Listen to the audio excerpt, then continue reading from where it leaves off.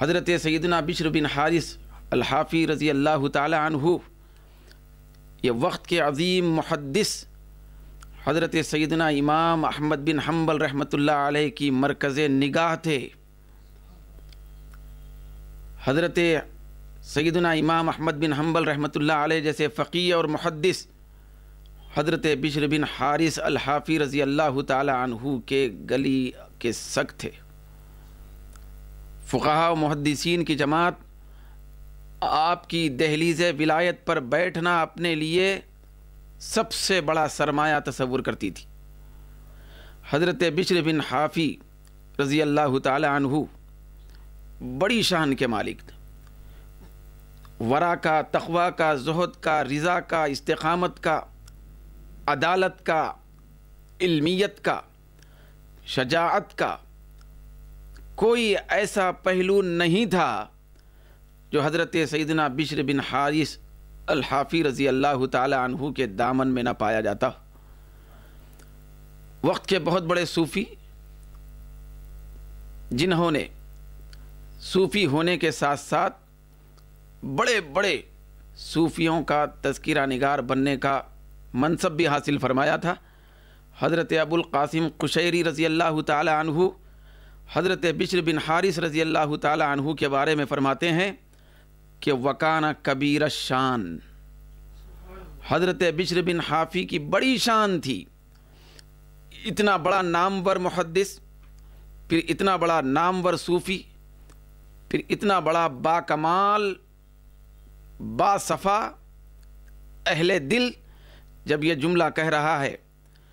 کہ حضرت بشر بن حارث حافی رضی اللہ تعالی عنہ کان کبیر الشان، بڑی شان کے مالک تھے، تو بڑا قابل غور جملہ ہے۔ دنیا کی کوئی چھوٹی موٹی ہستی یہ ٹائٹل نہیں دے رہی ہے، دنیا کا کوئی چھوٹا موٹا انسان یہ جملہ نہیں کہہ رہا ہے، دنیا کا کوئی عالم دین یہ جملہ نہیں کہہ رہا ہے، بلکہ یہ جملہ اس کی زبان اور قلم سے نکل رہا ہے جس کے زبان اور قلم کو ولایت کی تصدیق کہا جاتا ہے۔ حضرت بشر بن حارث حافی رضی اللہ تعالی عنہ ابتدائی زندگی میں کچھ دوسری سمت، دوسرے رخ میں پائے جاتے تھے۔ حضرت ابو القاسم قشیری رضی اللہ تعالی عنہ، حضرت داتا گنج بخش علی حجویری رحمۃ اللہ تعالی علیہ، پھر دیگر بڑے بڑے اولیاء کبار صوفیہ نقل فرماتے ہیں کہ حضرت بشر بن حارث رضی اللہ تعالی عنہ ایک مرتبہ تبدیلی سے پہلے، روحانی انقلاب سے پہلے، وجد آفری ماحول میں آنے سے پہلے، مشاہدہ حق کے غلبے میں جانے سے پہلے ایک راستے سے گزر رہے تھے۔ حضرت بشر کا روز کا معمول تھا، تو روز کے راستے سے آپ کا گزر ہو رہا تھا۔ حضرت ابو القاسم قشیری رضی اللہ تعالی عنہ فرماتے ہیں کہ انہ اصاب فی الطریق کاغذۃ، حضرت بشر بن حافی رضی اللہ تعالی عنہ راستہ طے کر رہے ہیں، معمول کے مطابق جا رہے ہیں۔ ایک دن یکایک راستے میں ایک کاغذ نظر آتا ہے، مکتوباً فیہا اسم اللہ عز وجل، جس کاغذ میں اللہ رب العزت کا پیارا نام درج تھا، رب ذوالجلال کا اللہ کا لفظ اس کے اندر لکھا ہوا تھا۔ بس حضرت بشر بن حارث حافی رحمۃ اللہ تعالی علیہ راستے میں پائے جانے والے اس کاغذ کو دیکھتے ہیں جس کاغذ میں اللہ کا پیارا نام درج ہے۔ پھر حضرت داتا گنج بخش علی حجویری رحمۃ اللہ علیہ فرماتے ہیں کہ اس کیفیت میں حضرت بشر بن حارث حافی رحمۃ اللہ علیہ کچھ حالت نشہ میں بھی تھے۔ وہ معمول کی زندگی تھی، وہ انقلاب سے پہلے کی زندگی تھی، روحانی ماحول میں قدم رکھنے سے پہلے کی زندگی تھی۔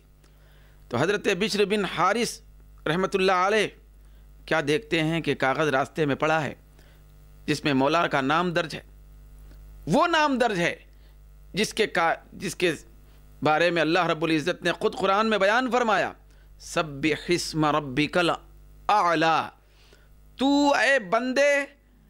تیرے بڑے رب کے نام کی پاکی بیان کر۔ حضرت بشر بن حارث رحمت اللہ علیہ کا مقدر جاگا، نام کی پاکی بیان کرنے کا موقع ملا۔ نام کی پاکی اس طرح بیان انہوں نے کیا کہ زبان سے بھی پاکی ہو رہی تھی، پھر عطر خرید کر جو نام اس کاغذ میں درج تھا، پھر اس کے اوپر لوگ معاذ اللہ قدم ڈال کے چل کے رون کے خرابی پیدا کر چکے تھے، کچھ کاغذ کے اندر غبار آ گیا تھا، تو اپنے عطر کے ذریعے سے اس نام کے اوپر پائے جانے والے غبار کو بھی صاف کر کے اللہ کی پاکی بیان کرنے کا موقع ملا تھا۔ پروردگار عالم کے اس میں جلالہ کی پاکی اپنے ہاتھوں سے انہوں نے عطر کے ذریعے سے کی۔ بس یہ انقلاب کا وقت تھا، یہ لمحہ انقلاب تھا، یکایک کایا بدلنے والی تھی۔ پھر ہوا یہ کہ حضرت بشر بن حارث حافی رحمت اللہ تعالی علیہ اس کاغذ کو اٹھائے، عطر خریدے۔ روایت میں آیا کہ 1 درہم میں عطر لیا گیا، پھر عطر لے کر عطر سے معطر کر کے اس کو دھویا گیا، صاف کیا گیا، پھر حضرت بشر بن حارث حافی رحمت اللہ علیہ اس کو لے جا کر ایک انتہائی معطر پاکیزہ صاف ستھری دیوار میں چسپاں فرما دیے۔ بس ایک واقعہ ہوا، پھر ایک موقع ملا، بات ختم ہو گئی، لیکن بات ختم نہیں ہوئی، وہیں سے بات شروع ہوئی تھی۔ وہ بات کا اختتام نہیں تھا، وہ بات کی ابتدا تھی۔ حضرت بشر بن حارث حافی رحمت اللہ علیہ جب رات میں سو گئے تو رب ذوالجلال کی طرف سے کوئی منادی ندا کر رہا ہے۔ عالم خواب میں رب کائنات کی طرف سے ندا ہو رہی ہے، جس کو میں ابو القاسم قشیری رحمت اللہ علیہ کے الفاظ میں بیان کرنا چاہتا ہوں کہ کوئی کہہ رہا ہے، یا بشر طیبت اسمی لأطیبن اسمک فی الدنیا والآخرہ۔ اے بشر، تو نے میرے نام کو دنیا میں پاک کر دیا، اس کی پاکی بیان کر دیا، پھر اس کو معطر بنا دیا، اس کے اوپر عطر کو چھنک دیا۔ اس کے صدقے میں میرے نام کے الفاظ کی، پھر اس کے حروف کی عزت کرنے کی وجہ سے، میرے نام کے احترام کی وجہ سے، لأطیبن اسمک فی الدنیا والآخرہ، اے بشر بن حارث، میں تیرا نام دنیا و آخرت میں پاکیزہ بنا دیتا۔ حضور داتا گنج بخش علی حجویری رحمت اللہ علیہ اس روایت کو نقل کرنے کے بعد مزید آگے الفاظ بیان کرتے ہیں کہ ندا دینے والے منادی نے یہ بھی کہا، یعنی رب ذوالجلال کی طرف سے یہ بھی ارشاد فرمایا گیا کہ اے بشر بن حارث، تو نے میرے نام کو صاف ستھرا دھو کے عطر سے کیا، پاکیزہ بنا دیا، اس کاغذ کو دھو دیا، تو میں تیرے نام کو دنیا و آخرت میں مشہور کر دوں گا۔ پھر آگے رب ذوالجلال نے یہ بھی کلمات